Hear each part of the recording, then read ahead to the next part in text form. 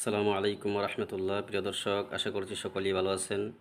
আপনাদের সম্মুখে প্রশ্নোত্তর পর্ব নিয়ে উপস্থিত হয়েছি। প্রশ্ন হচ্ছে, কোনো ব্যক্তি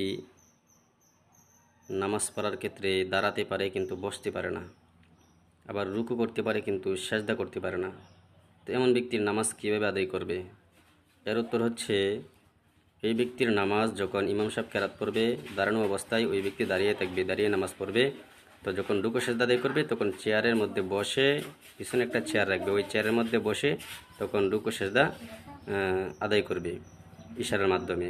তো রুকুর তুলনায় বসাটা, মানে রুকুর তুলনায় সেজদাটা একটু বেশি মাথা ঝোঁকাবে। তো ওইভাবে এই ব্যক্তি এই নিয়মেই নামাজ আদায় করবে, তাহলে তার নামাজ হয়ে যাবে। ফতোয়ার কিতাব ফাতুল কাদির 1 নম্বর খণ্ডের 460 নম্বর পৃষ্ঠার মধ্যে উল্লেখিত হয়েছে।